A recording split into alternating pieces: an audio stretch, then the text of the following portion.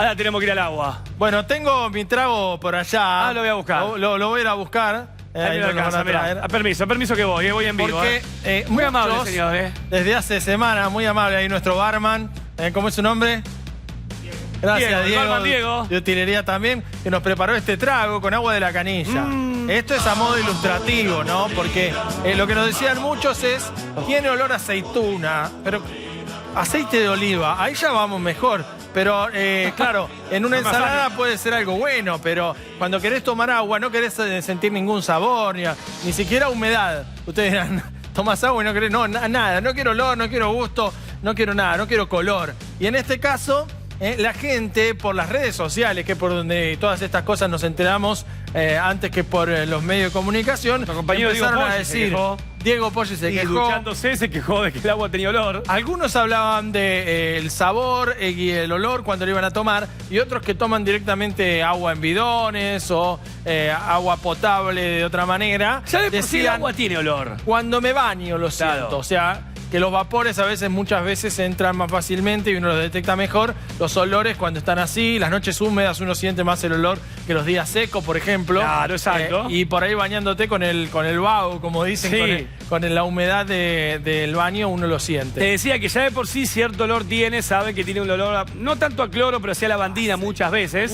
No, aceituna no. Porque se le pone todo eso justamente para potabilizarlo, ¿sí? Mirá los arroyos. No, esto ya es una historia de nunca acabar. Tenemos afluentes alrededor de la ciudad de Buenos Aires que son un asco, literal. El que fue por Ruta 9 alguna vez y vio, pasó por el Reconquista, te empezás a mirar con el que vas en el auto y decís, ¿qué pasa? Por esta zona justamente sentís un olor a podrido bárbaro y hacia ahí estaba mirando la gente de AISA cuando nos decía, el olor puede venir de ahí según una de nuestras investigaciones. No hacían referencia a más nada, así que vamos a tener que empezar a pedir opinión a los que saben. Eso es la Ruta 9 del río Reconquista, y recordemos que el río Reconquista nace desde una represa en Moreno, la única que se hizo en los años 50, y ahí el agua no está contaminada. Ahí no. Ahí no está contaminada. Y está acá nomás. Dije Moreno. O sea, Moreno dije. Los culpables están a lo largo, a los costados del río. Por continuidad. O sea, si acá está contaminado y acá está contaminado y el agua va para allá. Y vos sabés que nos decían los locales que durante la pandemia bajó la turbidez del agua, se veían los peces. Todo te guía. Entonces, bueno, ¿querés que preguntemos a los que saben? Dale.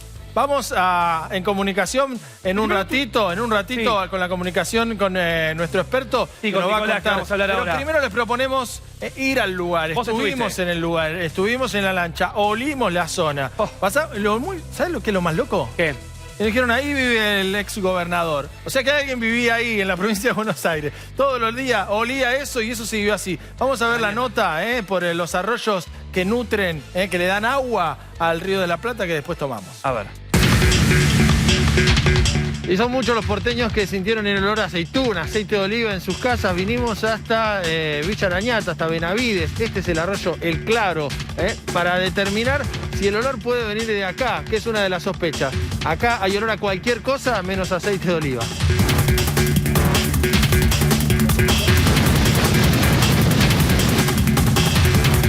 Estamos recorriendo 800 metros del arroyo El Claro, valga la contradicción, para llegar hasta el Luján. Desde ahí nos vamos a remontar al Reconquista, que es el sospechoso, el más fácil de sospechar porque hace años que el Reconquista tiene muy mal olor. ¿No sentiste el olor ese que la gente comenta, aceituna, aceite de oliva, cuando vas a tomar agua? Y últimamente sí, la verdad que cuando se está tomando el agua que viene, digamos, del continente, como decimos nosotros, se siente ese olor fuerte en algunas ocasiones.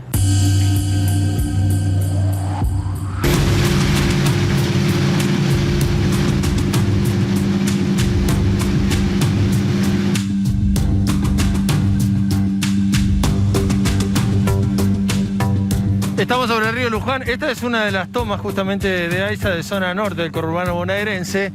Acá no hay olor. Y estos ríos grandes, tan cerca del río de la Plata, suben y bajan dependiendo de la acción del viento más que nada. Es decir, no están fuertemente ligados a la bajante del río de la Plata, que es por falta de lluvias cuenca arriba del río. ¿Vos sentís cambios a lo largo de los días en los ríos o esta es una situación constante? Y se puede llegar a dar un poco por la bajante que se están dando y también por la reactivación de las fábricas que se están dando en estos momentos, que vuelven a tirar sus productos no tratados a los arroyos, y eso trae que se contamine las bocas de agua donde se provee el agua para todos los ciudadanos.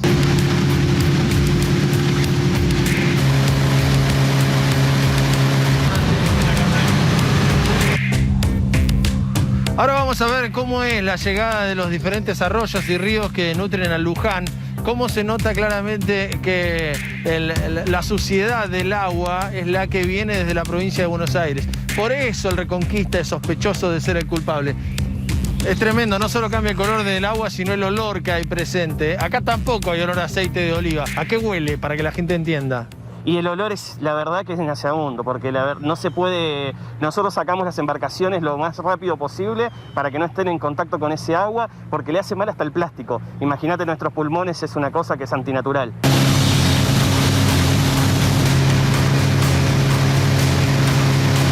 Hace días que venimos sintiendo el olor en el agua, sin embargo la gente sigue mirando para esta zona. Pero sí siempre hubo olor a podrido en el Reconquista. ¿Por qué es tan intenso en los últimos días ese olor en el agua que tomamos?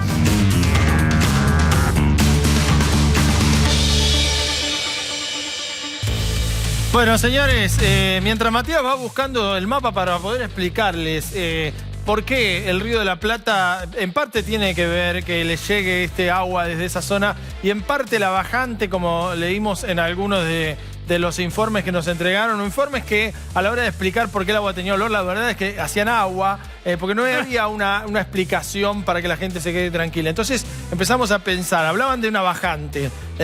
Hay dos ríos que nos vamos a concentrar. El Paraná, que venimos hablando, que tiene bajante, que es cierto, y el Río de la Plata, de donde se toma agua, por ejemplo, para la ciudad de Buenos Aires. El Río de la Plata no responde a una bajante por falta de lluvias. El Río de la Plata tiene el mar acá nomás, con lo cual, si alguna vez estuviese bajo porque no le llega agua de arriba, el mar invadiría y le devolvería su altura. Es decir, el Río de la Plata se comporta como un mar. Por más que llueva poco, el mar mantendrá su altura, mantendrá su nivel, salvo cambio climático y cosas que pasan con el correr de los años. Pero por ese motivo es que es difícil entender que una bajante afecte al Río de la Plata, claro, Mati, ¿no? Exactamente. Que no sea la del viento. Claro, digo, salvo por viento. Mira, cuando nosotros lo vemos alto y golpeando, es porque hay una sudestada, claro, una onda de tormentas que levanta el nivel del mar y hace que el mar entre en el río. Es importantísimo eso. Aparte, fíjate, ahora tiene altura normal, media, ¿sí? Te lo explicó perfectamente José recién. El Río de la Plata responde al mar. El Río de la Plata responde, a ver, al viento también. Puede haber días en los cuales una sudestada te lo va a crecer y un viento del noroeste te lo va a bajar. Pero días, claro, ¿no? No es la bajante del Paraná. El olor a semanas duró, perdón, el olor a aceituna duró semanas y el Río de la Plata a lo largo de esa semana estuvo bajo, alto, bajo, alto. Mientras que el Paraná siempre estuvo bajo. Pero el Reconquista, ¿por qué se ve afectado? Por el Río de la Plata.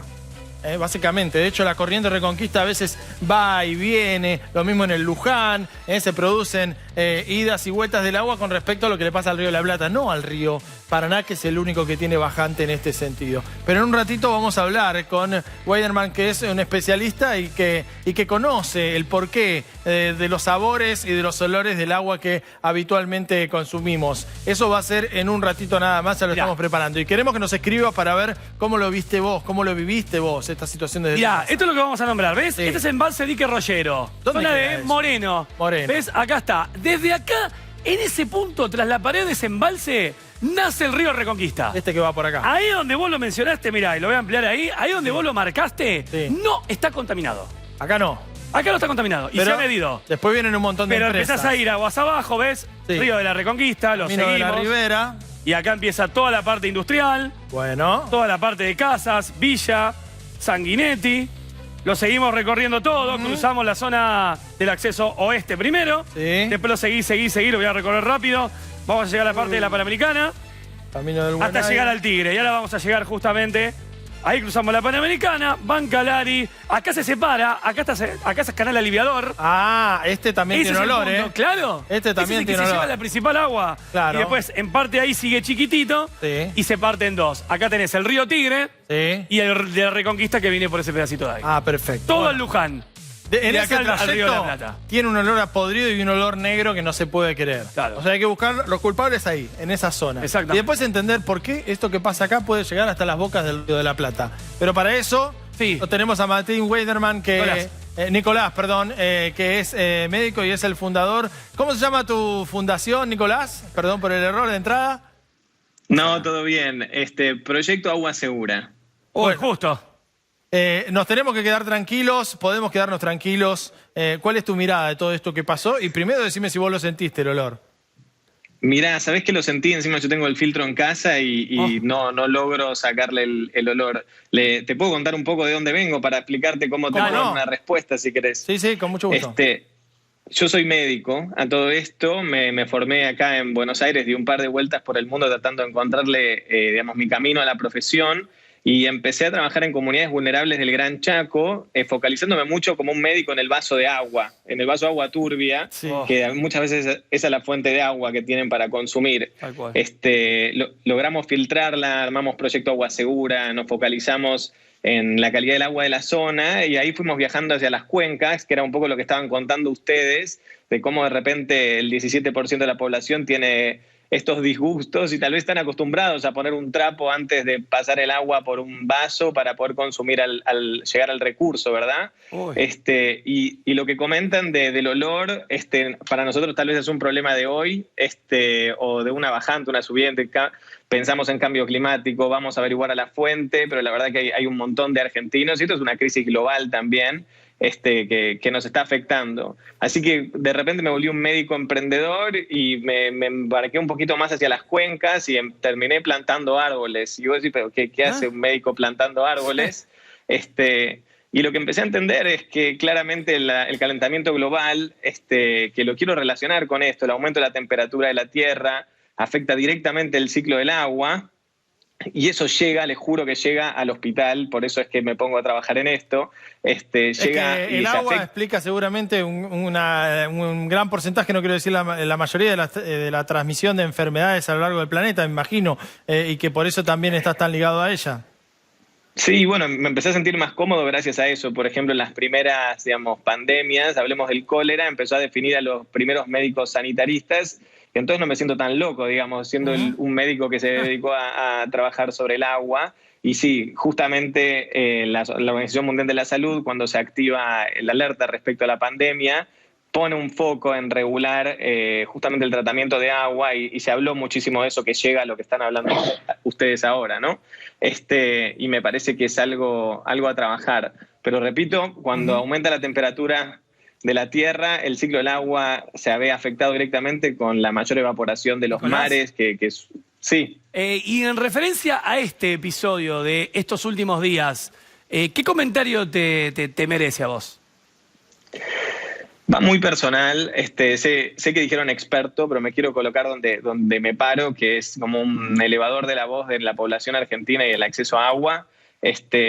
Creo que habiendo leído lo que leí, informándome como me informé, hablando con los expertos, entiendo que lo que está pasando es una reacción al mismo tiempo que de los sectores tal vez públicos frente a una desesperación de lo que puede llegar a estar ocurriendo a nivel sanitario. Justamente como decimos que el agua es un vector clave para transmitir enfermedades infecciosas y desconocemos qué puede llegar a estar pasando con este virus, sí o no, elevamos un poco la cloración para que llegue a los lugares más distantes y que el cloro alcance, los hogares más lejanos en la red, y entiendo que eso puede tener repercusiones muy fuertes, y ni siquiera sabemos si adecuadas.